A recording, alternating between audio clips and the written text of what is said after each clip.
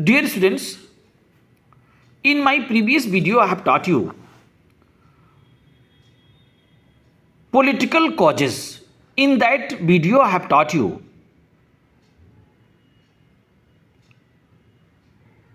outright war, subsidiary alliance, doctrines of lapse and pretext of alleged misrule. In this video I would like to teach you socio-religious causes. Suppose question is there, define that means with reference to the revolt of 1857, explain the following. So suppose political cause given, so likewise you have to write. If suppose it socio-religious cause is given, so which point we have to write? Please pay attention. Which point I am telling, if you will write, you will get very good marks. Okay, so that's why this video is very, very important. Those students who have some doubts regarding which point, many points given. So 3 points or 4 points you have to write. So many points given, all points you can't write. So that's why I am making this video, that my words will be very comfortable when they will be going to write any answer. So socio-religious causes. The British government's attempt to interfere in the social and religious life of the Indians led to the widespread fear among the Indians. Interference with the social customs. First heading is there. 2 customs were there. That is very, very prevalent in India. First one, widow remarriage was not allowed. Second one, sati. Clear? It was a tradition. It was existed in Indian society, but it was not rational things. Means it should be not practiced. Means widow should be remarriage, and sati system, so it was a kind of a killing. What happened?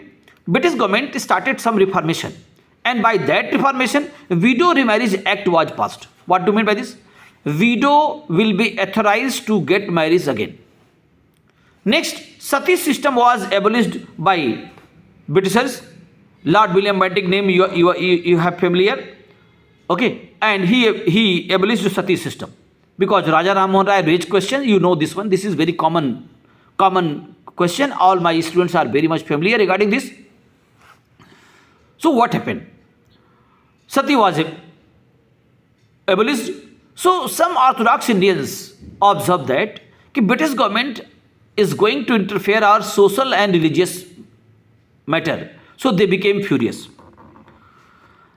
One more point I would like to mention, that Western education is spread by Britishers, and many girls' schools were set up. Orthodox Indians taken it negative, means this is a good step, but it was not welcomed by masses. So these are first point. Second point, apprehension about modern innovations. There are 3 modern innovations I would like to mention in this video. First one,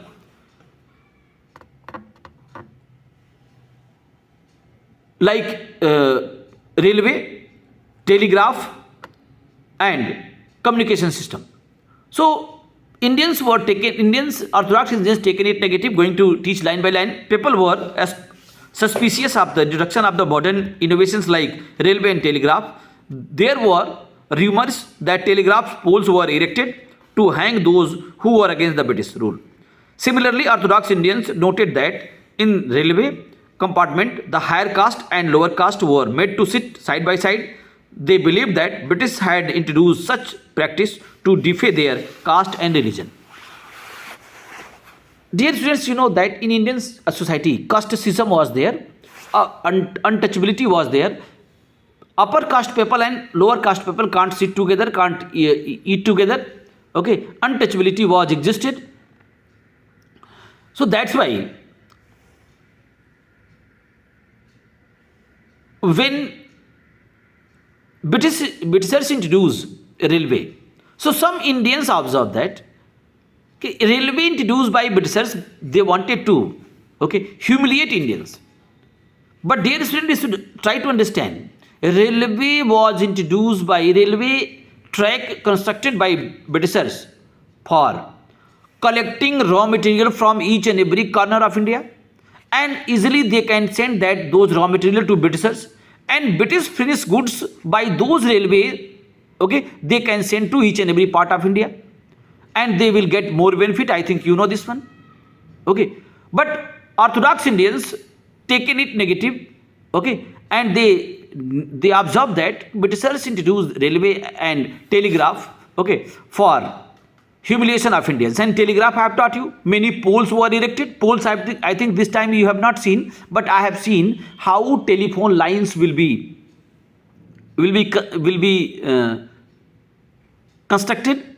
Many poles were there, like electric pole. I think my students have seen. So electric pole, likewise, telegraph poles were also there. So people were thinking that these poles were erected for those people who will speak against Britishers, who will start agitation against Britishers, they will be hanged. So negative sentiment came to existence against Britishers. Next policy of racial discrimination. Dear students, you know this one. Each and every hotels, it was written that Indians and dogs were not allowed. Means racial discrimination was existed.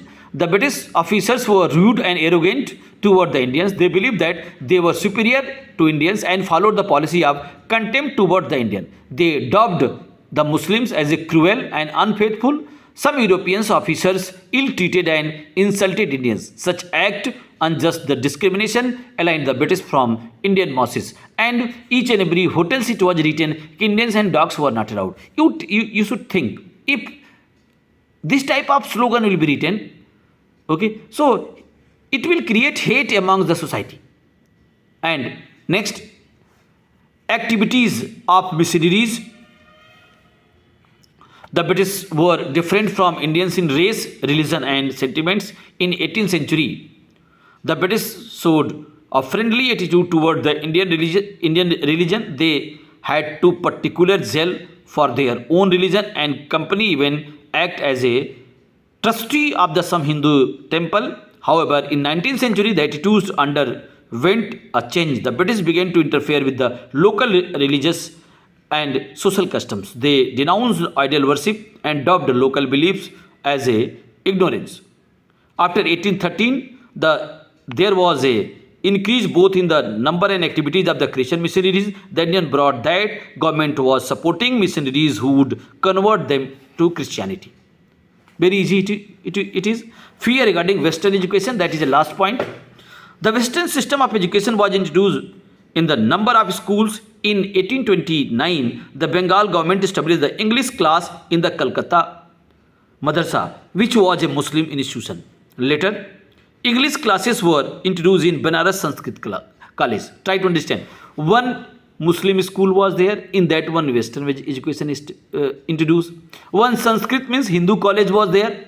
Okay, and in that one, Western education implemented. What happened after that?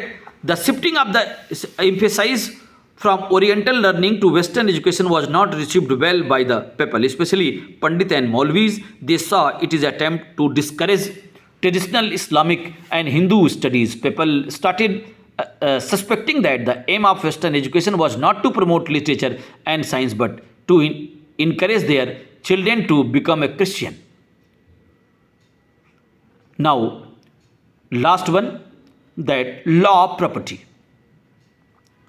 Very, very important. The Religious Disability Act of 1850. What do you mean by this one? According to this one,